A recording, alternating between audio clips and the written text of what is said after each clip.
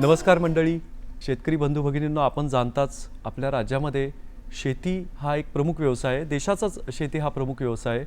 पण कोरडवाहू शेतीखालील क्षेत्र हे साधारण 70 ते 80% एवढं असल्यामुळं म्हणावी अशी आपल्याला शेतीखालील क्षेत्र वाढवता येत नाही आहे. त्यासाठी आपण ही कोरडवाहू शेती जी आहे किंवा कोरडवाहूची जमीन आहे ती जर पिकाखाली आणली तर मग त्यासाठी काय करावं लागेल, कोणत्या उपाययोजना कराव्या लागतील, पाण्याचं खताचं नियोजन कसं करावं लागेल, या गोष्टी आजच्या कार्यक्रमात आपण जाणून घेणार आहोत. आजचा आपला विषय आहे कोरडवाहू शेतीमधील पीक व्यवस्थापन. आणि या विषयाला मार्गदर्शन करण्यासाठी तज्ज्ञ म्हणून आज आपल्यासोबत स्टुडिओमध्ये आहेत डॉक्टर आनंद गोरे सर. सर नमस्ते, कार्यक्रमात स्वागत. नमस्कार. नमस्कार मंडळी. डॉक्टर गोरे सरांची ओळख मी सुरुवातीला आपल्याला करून देतो. वसंतराव नाईक मराठवाडा कृषी विद्यापीठ परभणी येथील कोरडवाहू संशोधन केंद्रामध्ये ते प्रभारी अधिकारी या पदावर कार्यरत आहेत. अतिशय प्रदीर्घ अनुभव आहे, खूप गाढा अभ्यास आहे सरांचा याविषयी, आणि आज आपण त्यांच्याकडून माहिती या विषयाला अनुसरून जाणून घेऊयात. सर, सुरुवातीला सगळ्यात प्रथम तुम्ही प्रेक्षकांना हे समजून सांगावं की कोरडवाहू शेती म्हणजे नेमकं काय? नाही, अगदी बरोबर आहे. आपण जसं सांगितलं की आपल्या देशामध्ये जर आपण विचार केला, आजची जर आकडेवारी बघितली तर जवळपास 51 ते 60% क्षेत्र हे कोरडवाहू शेतीखाली आहे. आपल्या राज्याचा विचार केला तर आपण जवळपास 82% क्षेत्र हे कोरडवाहू शेतीखाली आहे. आणि सर्वात महत्त्वाचं म्हणजे कोरडवाहू शेतीचे हे मुख्य 3 प्रकार असतात. पहिल्या प्रकारामध्ये ज्याला आपण म्हणतो की ज्या ठिकाणी 750 मिलीमीटरपेक्षा कमी पाऊस पडतो अशा ठिकाणी आपण जो काय जमिनीतला उपलब्ध ओलावा आहे किंवा ज्या ठिकाणी साधनं अपुरी आहेत अशा ठिकाणी जी शेती केली जाते तिला आपण कोरडी किंवा कोरडवाहू शेती म्हणतो. दुसरा प्रकार आहे की कोरडवाहू शेतीमध्ये ज्या ठिकाणी 750 ते 1150 मिलीमीटर पाऊस आहे अशा ठिकाणी आपण मृदजलसंधारणांचे काही उपाय किंवा काही संरक्षित सिंचनाचा उपाय करून शेती करतो. आणि तिसरा प्रकार जो आहे तो पावसावर आधारित, ज्याला आपण रेनफेड ॲग्रिकल्चर म्हणतो. ज्या ठिकाणी पावसाचं प्रमाण हे बरं असतं, म्हणजे जवळपास 1150 मिलीमीटर म्हणजे 1150 मिलीमीटरपेक्षा किंवा त्याच्यापेक्षा अधिक पाऊस त्या ठिकाणी असतो, परंतु ती संपूर्ण शेती ही पावसावर आधारित असते. तर अशा पद्धतीनं आपण 750 मिलीमीटर ते 1150 मिलीमीटर परंतु पावसावर आधारित असलेली जी शेती आहे तिला आपण कोरडवाहू शेती अशी व्यापक संकल्पना म्हणून संबोधत असतो. कोरडवाहू शेती ही व्यापक संकल्पना आहे, पण अतिशय सोप्या पद्धतीने ती उलगडली आहे तुम्ही प्रेक्षकांसमोर. पावसावर आधारित शेती आणि त्याचे विविध प्रकार आपण या ठिकाणी सांगितले. पण सर, आता या कोरडवाहू शेतीमधील समस्या नेमक्या काय आहेत? एल निनो वादळ जे आहे त्याचा याच्यावर काय परिणाम झाला? नाही, अगदी बरोबर आहे. कोरडवाहू शेतीमध्ये ज्या मुख्य समस्या आहेत त्याच्यामध्ये असं आहे की आपल्याला या शेतीमध्ये आपण जर बघितलं तर ही शेती मुख्यतः पावसावर अवलंबून आहे. आणि आपल्याला जो काही पाऊस मिळतो, म्हणजे आपण ज्या पद्धतीनं आपण बघतो की साऊथ वेस्ट मान्सून, ज्याला आपण दक्षिण पश्चिम जो आपला मान्सूनचा पाऊस आहे त्या नैऋत्य मोसमी पावसावर आपण सर्वजण आधारित आहोत. आणि या ठिकाणी जर आपण बघितलं तर आपला 80% जी शेती आहे ती या पावसावर अवलंबून आहे.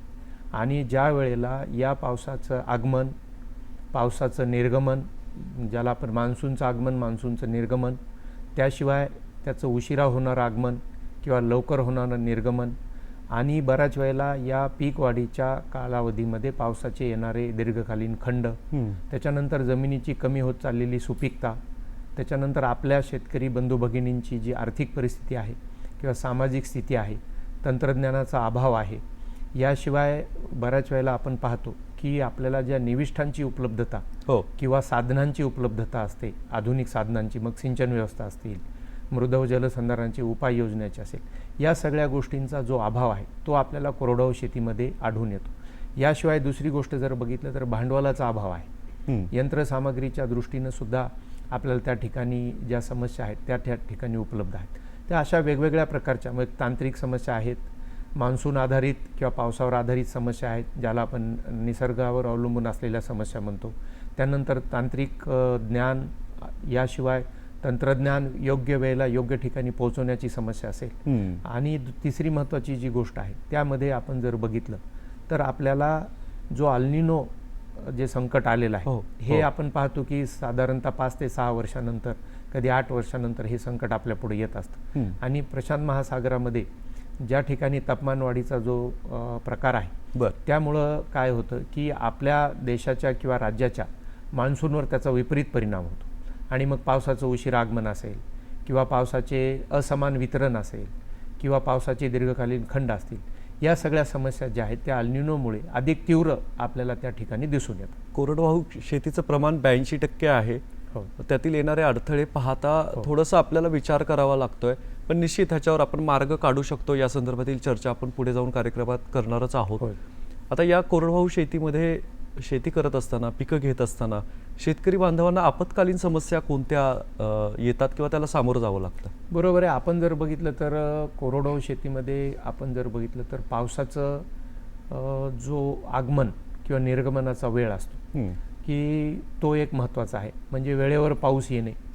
दुसरं महत्त्वाची गोष्ट त्याच्यामध्ये आहे की पावसाचं वितरण कसं आहे. पीक वाढीच्या वेगवेगळ्या, जसं सुरुवातीची अवस्था आहे, फुलोरा अवस्था आहे किंवा शेंगा किंवा दाणे भरण्याची अवस्था आहे, या जमिनीतील ओलाव्यासाठी संवेदनशील असलेल्या अवस्थांमध्ये पावसाचे जर खंड आले तर पीक उत्पादनावर आणि शेतकऱ्यांच्या एकूणच उत्पन्नावर त्याचा विपरीत परिणाम होतो. म्हणून मग पावसाचं आगमन, दुसरं आहे पावसाचं परतणं किंवा निर्गमन ज्याला म्हणतो आपण. सर्वसाधारणपणे आपण जर बघितलं की महाराष्ट्राचा किंवा मराठवाडा विदर्भाचा जर विचार केला, हे ज्या ठिकाणी कोरडवाहू शेतीचं प्रमाण अधिक आहे, अशा ठिकाणी ऑक्टोबर महिन्याच्या पहिल्या किंवा दुसऱ्या आठवड्यामध्ये पावसाचं निर्गमन किंवा पाऊस संपत असतो. अशा वेळेला जर लवकर पाऊस संपला तर त्यांनीही नुकसान होतं, म्हणजे ही दुसरी आपत्कालीन परिस्थिती आहे. तिसरी आपत्कालीन परिस्थिती अशी आहे की पीक वाढीच्या अवस्थेमध्ये दीर्घकालीन पावसाचे खंड. आणि चौथी आपत्कालीन परिस्थिती अशी आहे की सतत होणारा पाऊस किंवा अतिवृष्टी, अचानकच एखाद्या दिवशी 100 मिलीमीटर किंवा अधिक पाऊस त्या ठिकाणी होणं आणि पिकांचं नुकसान होणं. तर अशा या पावसाचं उशिरा आगमन, पावसाचं लवकर परत जाणे किंवा निर्गमन, पावसाचे दीर्घकालीन खंड आणि अचानक होणारी अतिवृष्टी किंवा अति प्रमाणात संततधार लागून असलेला पाऊस, अशा या 4 आपत्कालीन परिस्थिती आपल्याला प्रत्येक 2 वर्षानंतर किंवा 3 वर्षानंतर आपल्याला त्यांना सामोरं जावं लागतं. हे निसर्गाचं चक्र आहे असं आपण म्हणूयात की आपत्कालीन बाबी निर्माण होणं हे पूर्णपणे निसर्गात आहे, याच्यामध्ये मानवी हस्तक्षेप काही नसावा. पण ह्या सगळ्या अडचणी पाहता कोरडवाहू शेती करणं एकंदर शेतकरी बांधवांसाठी खूप आव्हानात्मक आहे. पण तुम्ही काही महत्त्वाच्या बाबी सांगताय, त्याप्रमाणे जर आपण गोष्टींचा अवलंब केला तर आपण ह्यातून चांगल्या प्रकारचं उत्पादन घेऊ शकतो. निश्चित. आता याचं व्यवस्थापन करताना असे कोणते घटक लक्षात ठेवायला पाहिजे शेतकरी बांधवांनी? या घटकांविषयी माहिती द्या. नाही, कोरडवाहू शेती जर आपण म्हटलं तर कोरडवाहू शेतीमध्ये मृद व जलसंधारण हा या कोरडवाहू शेतीचा आत्मा आहे. आपल्याला सर्वात पहिल्यांदा लक्षात घेतलं पाहिजे की कोरडवाहू शेती ही पूर्णतः आपण पावसावर आधारित करतो. अशा वेळेला आपल्याला एक लक्षात घेतलं पाहिजे की आपल्या शेतामध्ये जेवढं पावसाचं पाणी पडतं ते सगळं पाणी त्या ठिकाणी मुरवलं पाहिजे. त्याच्यानंतर जे पाणी वाहतं त्याची जो अपधाव आहे किंवा वाहण्याची जी गती आहे ती कमी केली पाहिजे. आणि ती जास्तीत जास्त आपल्या त्या शेतामध्ये किंवा शेत शिवारामध्ये जास्तीत जास्त पावसाचं पाणी मुरलं पाहिजे, असे उपाय आपण घेतले पाहिजे. याला आपण जल किंवा मृद व जलसंधारणाचे उपाय म्हणतो. दुसरी महत्त्वाची गोष्ट आहे की माती हे आपलं महत्त्वाचं संसाधन आहे. आपण जर पाहिलं तर दरवर्षी 5333 टन माती देशामध्ये वाहून जाते. आणि जर हेक्टरी त्याचं प्रमाण जर बघितलं तर जवळपास 16 ते 21 टन माती दरवर्षी प्रति हेक्टरी वाहून जाण्याचं प्रमाण आहे. म्हणून हे मातीची धूप आहे ती कमी करणं ही फार महत्त्वाची गोष्ट आहे. आणि त्यानंतर मग आपल्याला पीक व्यवस्थापनामध्ये योग्य जमिनीनुसार किंवा त्या जमिनीच्या खोलीनुसार पिकांची आणि पीक पद्धतीची निवड. दुसरी महत्त्वाची गोष्ट अशी आहे की आपल्याला योग्य वेळेवर पेरणी, योग्य अंतरावर पेरणी, त्याशिवाय एकात्मिक अन्नद्रव्य व्यवस्थापन, एकात्मिक तण व कीड व रोग व्यवस्थापन आणि यानंतर योग्य बाजारपेठ विक्री व्यवस्थापन, या गोष्टी जर आपण समोर ठेवल्या, हे महत्त्वाचे घटक आपण त्या ठिकाणी लक्षात घेतलं पाहिजे. आणि आपण यामध्ये लक्षात घेतलं पाहिजे की आपल्याला सुरुवातीला मी जर सांगितलं की जलसंधारणाच्या दृष्टीनं पावसाचे खंड आले तर 1 ते 2 संरक्षित सिंचन देण्यासाठी शेततळे किंवा विहीर पुनर्भरण, उपनलिका पुनर्भरण या गोष्टीवर आपण भर देऊन ती आपण काही क्षेत्रावर 10%, 20%, 30% अशा क्षेत्रावर आपण त्या ठिकाणी वाढवली पाहिजे. बर.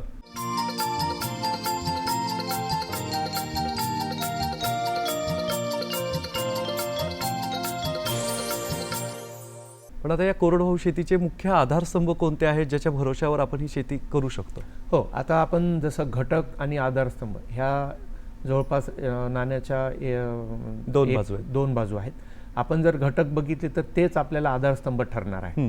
म्हणजे एका बाजूला जर आपल्याला त्या ठिकाणी पुढं न्यायचं आहे तर दुसरी बाजू सुद्धा आपल्याला त्याच पद्धतीनं वापरली पाहिजे.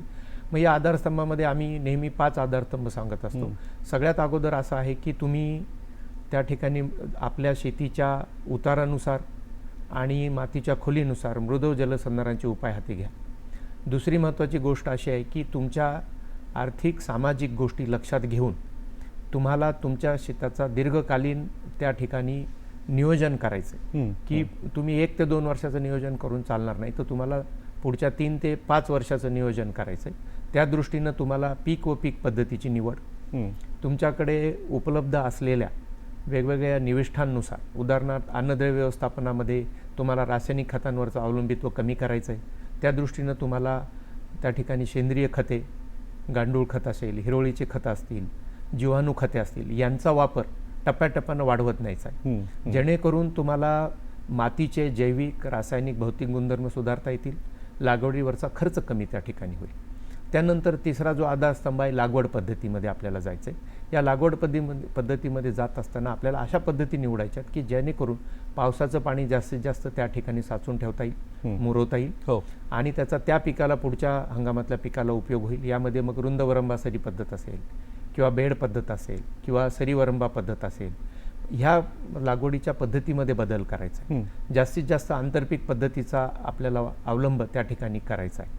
आणि हे करत असताना आपल्याला लक्षात घ्यायचं आहे की आपल्याला एखादं पीक हातचं गेलं हवामानाच्या विपरीत परिस्थितीमुळे, तर दुसरं पीक आपल्याला त्या ठिकाणी उत्पादन देईल किंवा बाजारभाव कोसळले किंवा कीड रोगांचा प्रश्न आला किंवा आपल्याला जमिनीतल्या वेगवेगळ्या थरातून अन्नद्रव्य किंवा ओलावा शोषून घेणारी पिकं, म्हणजे मुळांची जी खोल जाण्याची त्याची जी लांबी आहे ती वेगवेगळ्या थरामध्ये असली पाहिजे.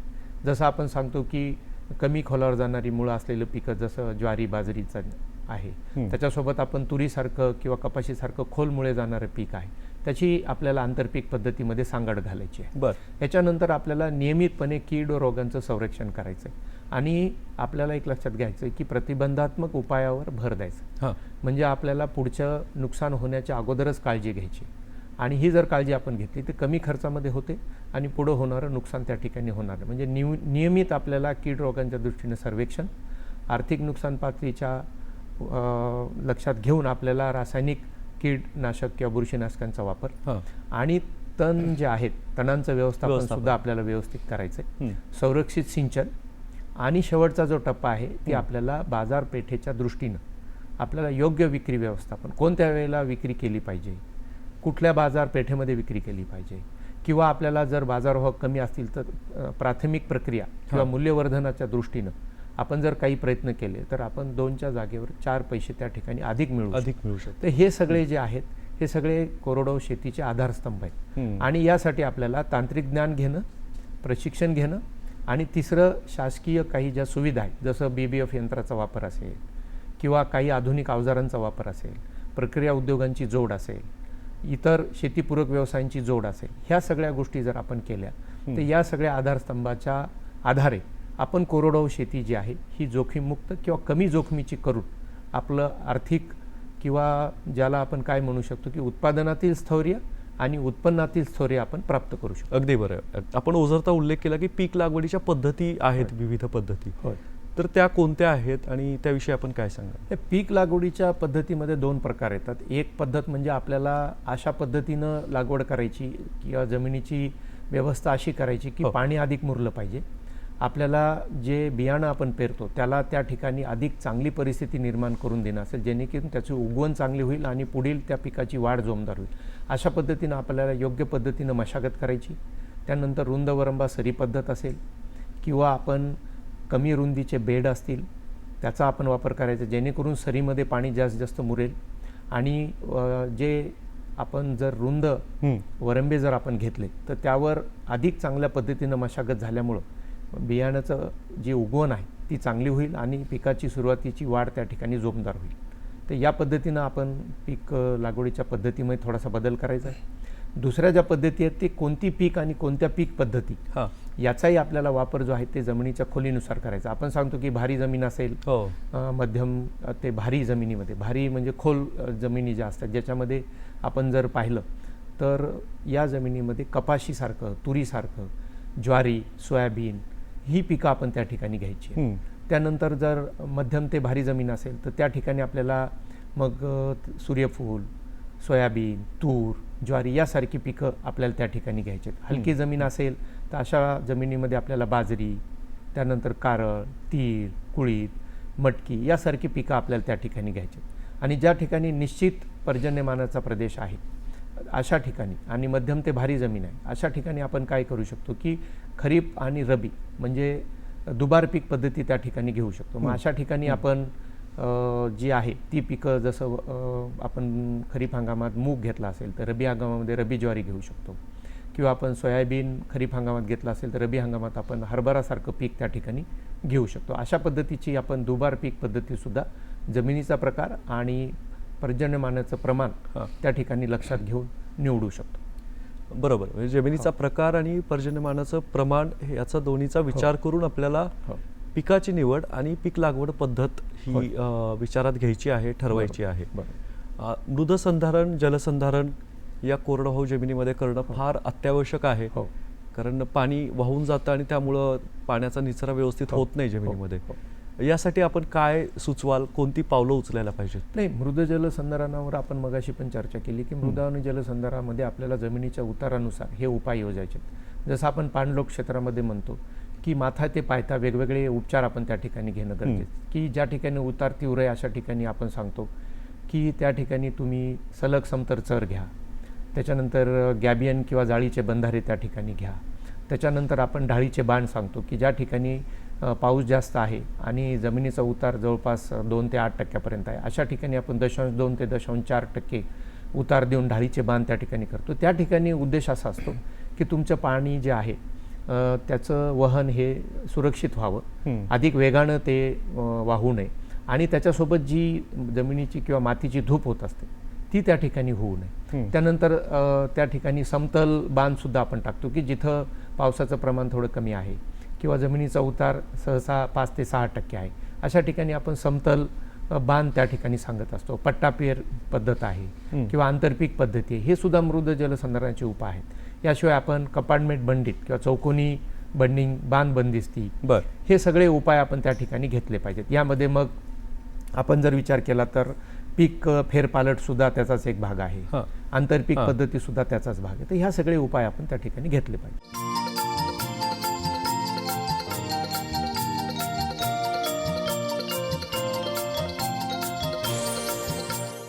सर, आता यामध्ये अन्नद्रव्य घटक कशा प्रकारचे असतात कोरडवाहू शेतीमधील मातीमध्ये आणि ते वाढवण्यासाठी आपण काय करू शकतो? नाही, बरोबर आहे. कोरडवाहू शेतीमध्ये जर आपण बघितलं तर आपण म्हणतो की आपल्या जमिनी ह्या भुकेल्या आहेत आणि तहानलेल्या पण आहेत. कोरडवाहू शेतीमध्ये म्हणतो की soils are thirsty and hungry also. तर त्यामध्ये आपल्याला एक करावं लागतं की आपल्याला जमिनीचं माती परीक्षण करणं फार महत्त्वाचं आहे आणि नेमकं माती परीक्षणाच्या अहवालानुसार कुठलं मुख्य अन्नद्रव्य किंवा दुय्यम अन्नद्रव्य किंवा सूक्ष्म अन्नद्रव्य कमतरता आहेत तेवढेच आपण देणं गरजेचं आहे, जेणेकरून खर्चात बचत होईल. दुसरी महत्त्वाची गोष्ट अशी की ही खतं देण्याची पद्धत ओलावा असताना द्या जमिनीत, आणि ते स्फुरद आणि पालाश जमिनीला मातीच्या कणांवर चिटकून पिकाला उपलब्ध होत नाहीत म्हणून आपण ती पेरून देण्याचं किंवा जमिनीखाली झाकून देण्याचं त्या ठिकाणी सांगत असतो. आणि नत्र खत देत असताना आपण ती विभागणी करून द्यायला सांगतो. त्याच्यासोबत निंबोळी पेंड 7:1 या प्रमाणामध्ये द्यायला सांगतो. याशिवाय दुसरी महत्त्वाची गोष्ट अशी आहे की रासायनिक खतांचा वापर थोडा कमी करून आपण त्याच्यामध्ये हिरवळीची खतं, जीवाणू खतं, जसं की आपण सांगतो की स्फुरद विरघळणारे जीवाणू, नत्र स्थिरीकरण करणारे जीवाणू, त्याच्यानंतर शेणखत, कंपोस्ट खत, गांडूळ खत, या सर्व सेंद्रिय खतांचा 25 ते 30% आणि टप्प्याटप्प्याने या खतांचं प्रमाण जर आपण वाढवलं तर पाणी धरून ठेवण्याची क्षमता वाढते. त्या ठिकाणी सूक्ष्म जे जीव आहेत त्यांचं प्रमाण वाढतं. म्हणजे आपण जे काही सेंद्रिय काडी कचरा त्या ठिकाणी टाकतो हां, ते हां. कुजण्याचं आणि त्यातून अन्नद्रव्य उपलब्ध होण्याचं प्रमाण वाढतं. तर अशा पद्धतीनं आपण एकात्मिक अन्नद्रव्य व्यवस्थापन त्या ठिकाणी करणं गरजेचं आहे. पाऊस उशिरा झाला तर या कोरडवाहू शेतीमध्ये कोणती पिकं घ्यायला पाहिजेत? आता आपण पाहतो की आपण सर्वसाधारण विचार केला तर ज्या वेळेला पावसाचं आगमन वेळेवर होतं अशा वेळेला आपण सर्व खरीप पिकं घेऊ शकतात. आपण जर मराठवाडा विभागाचा विचार केला तर तूर, मूग, उडीद, सोयाबीन, कपाशी. विदर्भामध्ये जर आपण गेलो पूर्वेकडे, पूर्व विदर्भामध्ये तर भात, नंतर आपण पश्चिम विदर्भामध्ये सोयाबीन, कापूस, तूर, मूग, उडीद. आपण जर कोकणामध्ये गेलो तर दक्षिण कोकणामध्ये जर आपण पाहिलं तर भात असेल, नागली असेल, वरई असेल. हो. उत्तर कोकणामध्ये भात असेल, नागली असेल. यानंतर आपण पश्चिम महाराष्ट्रामध्ये गेलो तर सोयाबीन, कापूस, उडीद, तूर, मूग ही सगळी पिकं आपण घेतो. आणि ह्या पिकांमध्ये जर पावसाला उशीर झाला तर आपण मग पहिल्या टप्प्यामध्ये मूग, उडीद ही पिकं टाळली पाहिजेत.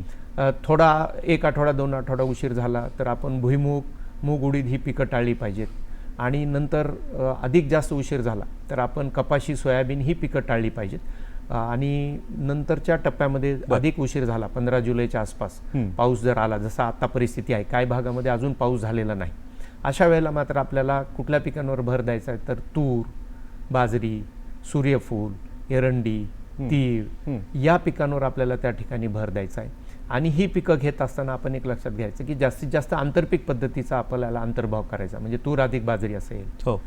किंवा आपल्याला तूर अधिक एरंडी असेल, किंवा तूर एरंडी अधिक धने असेल, या पीक पद्धतीचा आपल्याला वापर त्या ठिकाणी करणं गरजेची गोष्ट आहे. आता राज्यामध्ये आणि आपल्या देशामध्ये एल निनो या वादळाचं मोठं संकट उभं राहिलं आहे. शासन यावर तोडगा काढत आहे, संशोधन मोठ्या प्रमाणात सुरू आहे. आपण विद्यापीठामार्फत कशा प्रकारे संशोधन राबवत आहात आणि त्याविषयी आपण थोडी माहिती द्यावी. पण निश्चित आपण जर पाहिलं की एल निनो वर्षामध्ये आपल्याकडं पावसाचं उशीर आगमन होणे असेल, किंवा पावसाचं असमान वितरण, किंवा पावसाचे दीर्घकालीन खंड, आणि काही ठिकाणी अचानक अधिक जास्त प्रमाणात पाऊस होणे, अशा वेगवेगळ्या प्रकारच्या समस्यांना आपल्याला सामोरं जावं लागतं. अशा वेळेला आपण एक लक्षात घेतलं पाहिजे की याला आपण दीर्घकालीन आणि लघुकालीन दोन्ही प्रकारचे उपाय आपण योजणं. आणि आत्ता आपण एल निनोच्या पार्श्वभूमीवर आपण एक साधा संदेश दिलेला आहे, पंचसूत्री, की तुम्ही त्या ठिकाणी पावसाच्या आगमनानुसार, म्हणजे योग्य पाऊस झाल्यानंतरच पेरणीला सुरुवात करावी. ज्या ठिकाणी पाऊस झालेला हो. सर्वसाधारण 75 ते 100 मिलीमीटर पाऊस झाल्यावरच पेरणीला सुरुवात करावी. दुसरा महत्त्वाचा टप्पा आपण सांगतो की आंतरपीक पद्धतीचा अवलंब करावा. कमी कालावधीचे वाण वेगवेगळ्या पिकांचे त्या ठिकाणी वापरावे, जे की दुष्काळ सहनशील आहेत. याशिवाय आपण तिसरा मुद्दा सांगतो की लागवड पद्धतीमध्ये आपण पाणी मुरवणाऱ्या लागवड पद्धती, किंवा ज्याला आपण रुंदवरंबासरी पद्धत, BBF पद्धत, बेड पद्धत, त्याचा अवलंब करावा.